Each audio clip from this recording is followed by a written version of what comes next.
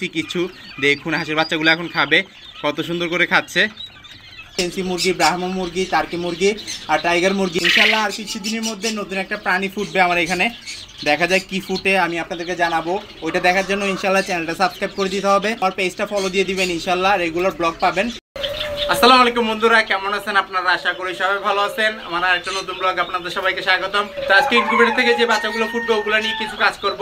তো চলুন দেখা যাক আজকের ব্লগে কি কি আছে। এইখানে উপরের বোর্ডিংয়ে যেগুলা কোয়েল পাখিগুলো দেখতে পাইতেছেন এগুলা এখান থেকে সরাই ফেলবো, কারণ হচ্ছে যে আমার এখানে ইনকিউবেটরে নতুন করে বাচ্চা ফুটবে, ওই বাচ্চাগুলো এখানে ব্রুডিং করতে হবে। সেই জন্য এখানে অনেক বেশি কোয়েল পাখির বাচ্চা আছে, সেজন্য সরাই ফেলবো। এটা যদি সরাই ফেলি তাহলে খাবার দাবারও কম লাগবে। কোয়েল পাখিগুলো খুবই বেশি খাবার দাবার খায়, তো এগুলাকে সরাই কোথায় রাখবো সেটা বলি। এগুলাকে নিচে রাখবো ইনশাল্লাহ। আর এগুলা কেমন আছে সেটা দেখুন, কত সুন্দর করে খাচ্ছে। হাঁসের বাচ্চাটা, তারপরে টার্কির বাচ্চাটা, আর টাইগার মুরগির বাচ্চা, ফেন্সি মুরগির বাচ্চা সবগুলো একসাথেই। শুধু এখান থেকে কোয়েল পাখির বাচ্চাগুলো সরাই ফেলবো। অনেকগুলো কোয়েল পাখির বাচ্চা হবে।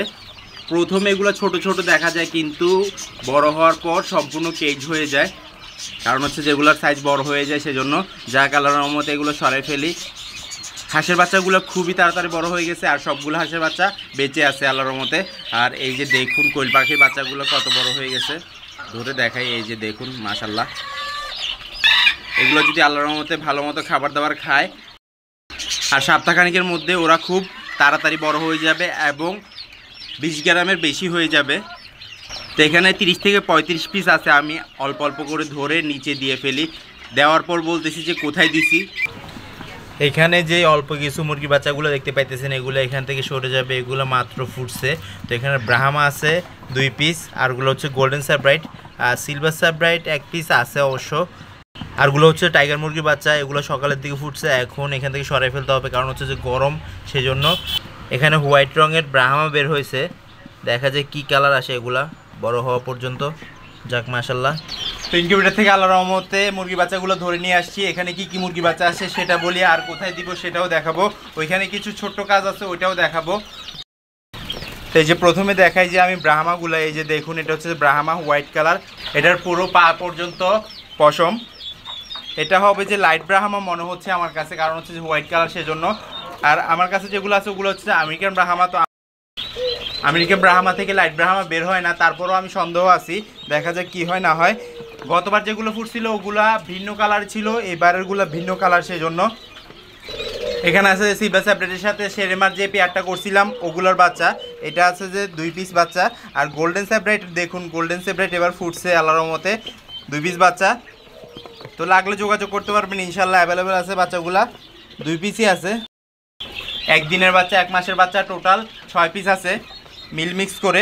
আর এখানে টাইগার বাচ্চাগুলো আছে, দেখুন কত সুন্দর। এগুলো মাত্র ফুটে বের হয়েছে। এগুলোকে বুডিংয়ে দিয়ে দিব। আর গরম বেশি পড়তেছে, সেজন্য বুডিংয়ের সাথে সাথে দিলে ভালো হবে। বুডিংয়ের মধ্যে এখন আমি ব্যবহার করতেছি সাইডওয়ারি লাইট, কারণ হচ্ছে যে এখন গরম পড়তেছে, 40 ডিগ্রি বেশি পড়তেছে, মাঝে মধ্যে তো 42 ডিগ্রি হয়ে যায়, সেই জন্য আমি সাইডওয়ারি লাইট ব্যবহার করতেছি। আবার মাঝে মধ্যে আমি লাইটটা বন্ধ করে দিচ্ছি, কারণ হচ্ছে যে ওদের শরীরটা যেন একটু ঠান্ডা থাকে, সেই জন্য। আল্লাহর রহমতে সবাই দোয়া করবেন। তো এখানে টোটাল কয় পিস বাচ্চা পাইছি সেটা বলি। এখানে টোটাল পাইছি যে 2, 4, 6, 8, 10, 11 পিস বাচ্চা। তো আমি এইবার ফেন্সি মুরগি, টাইগার মুরগি সব কিছু আলাদা আলাদা বসাবো। আমি সবগুলো একসাথে বসাইতাম, এখন আলাদা আলাদা বসাবো, কারণ হচ্ছে যে যেগুলো ফেন্সি মুরগি ওগুলো ছোট অবস্থায় চিনা যায়, কিন্তু আমার এখানে তো টাইগার মুরগির বাচ্চা আছে, সেজন্য কালো কালার হয়।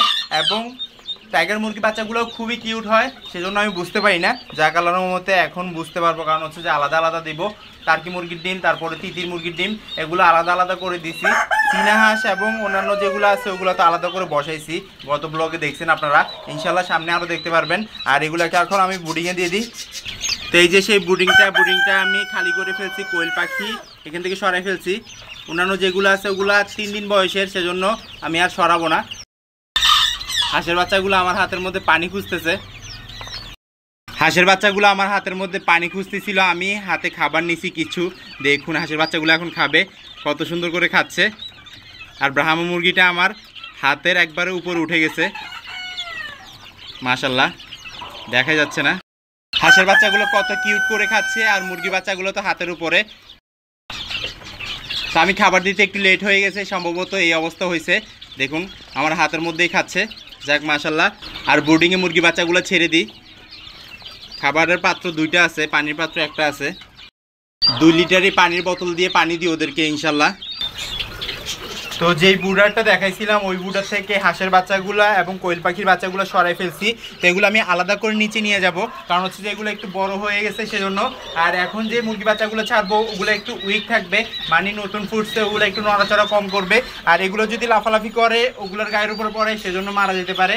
এই জন্য আমি এই কাজটা করতেই হবে ইনশাল্লাহ। আল্লাহর রহমতে আলাদা করলেই খুব ভালো হবে। আর এখানে আল্লাহর রহমতে যতগুলো হাঁসের বাচ্চা দেখতে পাইতেছেন আমার ইনকিউবেটরের মাধ্যমে ফুটানো হয়েছে। তো এগুলো দেশি হাঁসের বাচ্চা, 1 পিস বাচ্চা আমি আল্লাহর রহমতে ফুটাইছিলাম, ওইটা থেকেই মেল আনছি বাজার থেকে। তো ডিমগুলো সংগ্রহ করার পর ইনশাল্লাহ ফুটছে। দেখুন এই যে দেখুন এখানে কোয়েল পাখির বাচ্চাগুলোও আছে। কোয়েল পাখির বাচ্চাগুলা 25 পিসের মতো আছে, আর নাই। তো এগুলা নতুন ঠিকানা চলে গেছে, কিছু আরও কিছু আছে এরকম করে। এগুলো আমি নিচে নিয়ে গেলে খুবই বেটার হবে, এদের খাবার দাবার দিতে এবং কেয়ার করতে খুবই ভালো হবে। কারণ হচ্ছে যে হাঁসের বাচ্চাগুলো একটু বেশি পানি খায় আর কোয়েল পাখির বাচ্চাগুলো খুবই বেশি খাবার খায়, সেই জন্য দেখুন কতটা সুন্দরভাবে এক কোনায় বসে আছে। হচ্ছে বড় একটা কেজ, এই কেজের মধ্যে আল্লাহর মধ্যে সবসময় থাকতে পারবে এগুলা মাশাল্লাহ। এখন নতুন যে বাচ্চাগুলো ছাড়ছি আমি বুডারে ওগুলো দেখাই। এই হচ্ছে যে আল্লাহর মধ্যে পারফেক্ট ব্রুডিং মুরগির বাচ্চার জন্য। তো এখানে ভ্যারাইটিসভাবেই আমি সব কিছু ব্রুডিং করাই আলাদা করে ফেলি, কারণ হচ্ছে যে ব্রুডিংটা এখন 3 থেকে 4 দিন করি আমি অন্যান্য হাঁসের বেলায়, তারপরে কোয়েল পাখির বেলায়। মুরগিটা একটু বেশি করি, কারণ হচ্ছে যে মুরগিটা খুবই সেন্সিটিভ আর টার্কি মুরগিগুলোও সেন্সিটিভ, সেই জন্য আল্লাহর রহমতে এখানে সবগুলোই আছে। ফেন্সি মুরগি, ব্রাহ্মা মুরগি, টার্কি মুরগি আর টাইগার মুরগি এগুলো আছে, আর সবগুলো সরে ফেলছি ইনশাল্লাহ। আর কিছুদিনের মধ্যে নতুন একটা প্রাণী ফুটবে আমার এখানে, দেখা যায় কি ফুটে আমি আপনাদেরকে জানাবো। ওইটা দেখার জন্য ইনশাল্লাহ চ্যানেলটা সাবস্ক্রাইব করে দিতে হবে। আর এখানে দেখুন টার্কিগুলো ওই কর্নারে আছে। আর আমার পেজটা ফলো দিয়ে দিবেন ইনশাল্লাহ, রেগুলার ব্লগ পাবেন কিভাবে কি করি না করি, লালন পালন করি, কি খাবার দিই এবং কোন রোগের কোন ওষুধ দিই, আল্লাহর রহমতে এগুলো আমি দিয়ে থাকি ব্লগের মধ্যে। আপনারা সবাই পাশে থাকবেন ইনশাল্লাহ, আর বড় কিছু হবে। আর আমি নতুন করে সেট আপ করবো, হয়তো বা এই বছর না আগামী বছর লাগবে ইনশাল্লাহ আল্লাহর রহমতে। আপনারাও দোয়া করবেন। এই যে দেখুন ওই কর্নারে দেখুন সবগুলো টাইগার মুরগি বাচ্চা খাবার দাবার খাচ্ছে।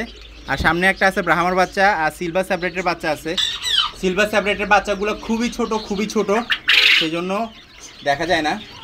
এই পাশে একটা আছে টার্কির বাচ্চা, কালো টার্কির বাচ্চা। এটা গতকালকের ব্লগে যে মেল টার্কিটা দেখতে পাইতেছেন ওইটার বাচ্চা।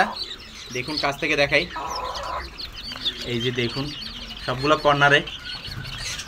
আমার ভিডিও যদি ভালো লাগে থাকে লাইক কমেন্ট শেয়ার করবেন। যারা সাবস্ক্রাইব করেনি সাবস্ক্রাইব করে দিবেন, আর যারা সাবস্ক্রাইব করছেন তাদেরকে অসংখ্য ধন্যবাদ। ইনশাআল্লাহ আবার দেখা যাবে নতুন কিছু নিয়ে। আল্লাহ যেন সবাইকে সুস্থ রাখে, সবাইকে বিপদ থেকে রক্ষা করে এই দোয়া আছে। আজকে বিদায় নিচ্ছি, আল্লাহ হাফেজ।